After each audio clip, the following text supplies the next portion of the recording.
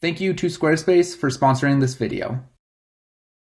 Everyone loves a good beta break. There's something really fun and really satisfying about watching a climber get creative on the wall, whether it's a massive dynamic move or something a little more subtle.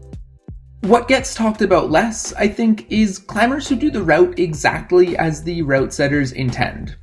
To me, this is maybe more impressive. While beta breaks can often be jaw-dropping, they're usually an example of climbers playing to their strengths. When Adam Ondra staticked the dyno in Paris, for example, it was because he's a lot better at static moves than he is at paddling. For a climber to always follow the intended beta, though, they need to be good at everything. They have to be powerful enough for the dynamic moves, delicate enough for the slab, and flexible enough to fit small boxes and pull tricky compression sequences. There are a lot of climbers who are solid all-arounders, but if you ask me who the best is, my choice would be Natalia Grossman. Natalia Grossman burst onto the scene in 2021 and immediately established herself as one of the best climbers in the world. She's an incredible boulderer who's also shown some flashes of being a real threat on the lead wall. More than that though, she loves the moment, and she often seems to be having the most fun when the pressure is on.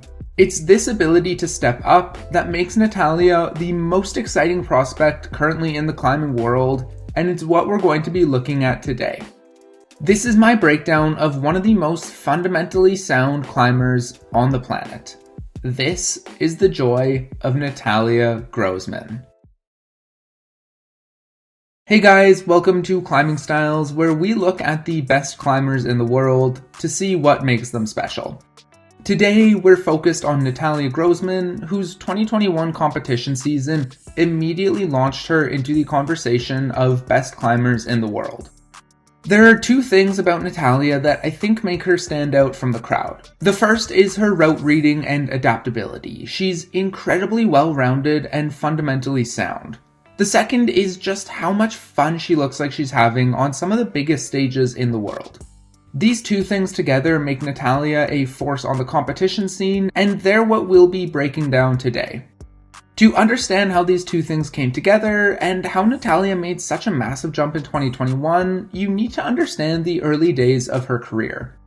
A Californian who moved to Boulder when she was 13, Natalia grew and flourished under Robin Erbisfield's ABC program, where she trained with some of the best young climbers in the world. These teenage years in Boulder is when Natalia really started to grow, the same way that you can grow your passion project when you use today's sponsor, Squarespace. Squarespace is an all-in-one platform to help you build your online presence, whether it's a blog, online store, or passion project. Personally, I think Squarespace's members-only features are one of the best ways to leverage your online presence and provide exclusive content to your biggest fans. Their connected social media accounts make it easy for you to share content, while their behind-the-scenes analytics help you to understand and modify your business decisions. Whatever project you're looking to start, check out the link in the bio for a free trial, and make sure to use the URL squarespace.com/ascensionism for 10% off your first purchase of a website or domain. Now, Natalia was obviously insanely talented from a young age, but the early years of her competition career didn't exactly highlight her as a future world champion. Her best showing was a 7th place finish in the 2019 Vail Bouldering World Cup, where she narrowly missed finals, but there were also some disappointing results. 17th in Moscow, 49th in Innsbruck, 53rd in Hachioji. Looking at a young Natalia climb, you can see that her strength was something that would often hold her back. Watch her here on Women's 1 in Vail 2019. She struggles with this overhang, trying to bring a heel up before eventually just going for the crimp and falling. Even on her next attempt, where she gets a little higher, she doesn't have the core strength to hold herself in this position, and she wastes a lot of energy swinging around before she falls. More than that, she would often climb tight. Here's her in the Moscow semis. There's not a lot of fluidity or creativity going into her climbing. She just doesn't look like she's enjoying herself. On one hand, this makes sense. Natalia relocated her family to one of the most expensive cities in America to pursue her dream of climbing. In these videos, she's 17 years old, competing against the likes of Alana Yip and Janja Garnbret. There's obviously a lot of pressure on her, and she wanted to do well, but she just doesn't look like she's enjoying herself. With that being said though, she did show flashes of a talented, technical climber with great route reading. Here's her in Vale, pulling off a really tough mantle and then matching her feet on this sloped block to get the finish. Even on women's too, just look at the creativity and precision in sorting her feet out and fighting her way to get the top.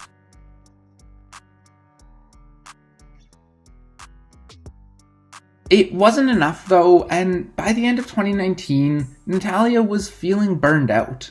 Too many competitions, too many disappointing results, not enough fun. With all of this put together, it was almost a blessing in disguise when the competition world got shut down because of COVID. For more than a year, there were no World Cups, no crowds, and no pressure. She passed the time bouldering with her best friend Brooke, focusing a bit on school, and most importantly, doing a lot of moonboarding, which built up her finger strength and power endurance.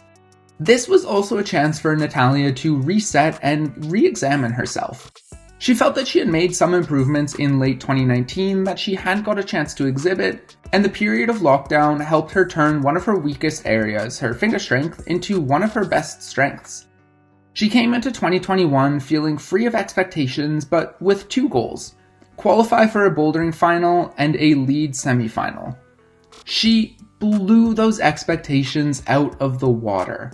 I won't go so far as to say that Natalia was a completely new climber, but you could definitely see a transformation. Even in her early competition days, the signs were there of her route reading ability, but she wasn't always strong enough to pull off the moves. Now, with her newfound strength, Natalia could implement her beta reads almost all the time. She already had a foundation of good flexibility, solid footwork, and an innate understanding of how routes worked. Strength had been a missing element, but after 2 years of moonboarding, that was no longer an issue. Moscow 2021 is the best example, to me, of Natalia showing off just how well-rounded she is. For example, look at Women's 1, which finished with this tough paddle move. You had a couple of interesting beta reads, like Brooke's toe hook or whatever this was from Andrea Kuman. Now, like I said in the intro, these are both fun, difficult sequences, and they show off the strengths of each climber. Watch Natalia do the same move though.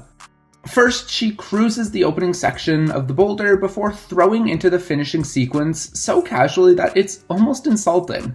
Like, look at her compared to some of the other competitors. She plants that right foot so solidly and gets her hips up so quickly, allowing her to almost fall into these holds. Now, this on its own isn't really that impressive. She just climbed the boulder the way it was meant to be climbed. The point is though, Natalia goes on to do that for every single boulder. She doesn't do wild moves or cool beta breaks because she doesn't need to. She reads the route, shifts her style to fit whatever it requires, and then pulls it off exactly how the setters intended. Boulder 3 was almost the exact opposite of Women's 1, a hard start and then this tricky slab traverse. Look at Elena Krasovskaya climb this once she gets up. She shuffles along, bumping the left foot out and following it with the right. This means that she then has to make this tough squatting move to get the finish. It works, sure, but it looks shaky and really difficult. Now, look at Natalia do it. After moving the left foot out, she crosses through with the right. This makes that third step much more manageable, and it's a flash for Grossman. Again, this isn't some mind-bending beta read. In fact, it's almost the exact opposite. It's a good, solid climb, exactly the way the setters intended, and that's what makes Natalia stand out. Moscow was a varied competition with 4 different styles of boulder. A powerful, dynamic problem, a bouncy, hard-to-read one, a technical slab, and a power-based finale. On each route, Natalia read the moves perfectly, executed them, and then finished the competition with 3 flashes, 4 tops, and a gold medal.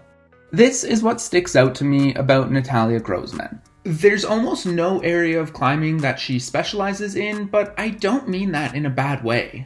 She's a generalist in the purest, most complimentary sense of the word. She has an innate ability to find the proper way through a boulder, and she's adaptable enough with her strength, solid footwork, and good dynamism to almost always make it work. She doesn't need to break the beta because she's good enough to just do the beta the correct way. This doesn't just come down to talent. There's something else you need, and that's composure. Anyone who's ever competition climbed knows how much you can start to second guess your own beta reads when you're nervous, which is a problem I think Natalia had in her early days. The switch flipped for her in late 2019 when she went to the National Cup with no expectations. She basically just wanted to hang out with her friends, but she ended up winning that competition, and then the next one, and the next thing you knew, she was battling Yanya out for gold in Myrigan. Grossman learned to shift her mindset and relieve the pressure going into competitions, and that helps her stay loose, make the right reads, and climb at her best. The one thing I really love is that you can see the difference in her. Like, this was a visible change. In her early days, she often climbed tight and she was focused only on the boulder. Now, just look at how much fun she's having. It was everywhere in Moscow, from her smiling on the slab, to her cheeriness on the opening boulder, to this, an all-out grin as she closed the show on the final problem. Moscow wasn't even my favorite example of this, though. At the 2 Salt Lake City Bouldering World Cups in 2021, in front of her hometown crowd, Natalia looked like she was having the time of her life. Look at how comfortable she is. This foot swap was basically a jump, and tucking the leg inside here to offset the swing is just brilliant, and it all looks so casual. Grossman was in the zone, and she was having fun while doing it. What really amazes me is that Natalia's comfort came before her success. Like, on the first problem of the competition, in front of the hometown crowd, she came out with that same smile, climbing with the same smooth comfort, cruising this boulder, and somehow standing on a dual text hold to get the finish. From there, she went back and forth with Brooke and Oriane Bertone for the next 3 boulders before it finally came down to this.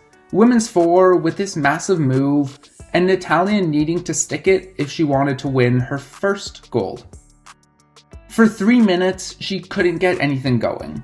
You can see her reset multiple times, taking a step back and almost forcing a smile onto her face as if she's trying to remind herself not to get too caught up in the pressure. Finally, with 40 seconds left and everyone on the edge of her seats, Natalia gets the move to stick, securing the boulder and her first ever World Cup win. This is my favorite Natalia moment, and it's why I went with the superstar for this video. Women's 4 highlights everything I talked about. Her adaptability to be able to make this dynamic move work, her strength and good route reading to finish it up once she talked it out, but most importantly, her composure under pressure. True stars rise to the occasion, and that's exactly what Natalia did. With everything on the line, with one move standing between her and the perfect finish, she kept on smiling and pulled off the boulder in just about as dramatic fashion as possible, and that is the joy of Natalia Grossman.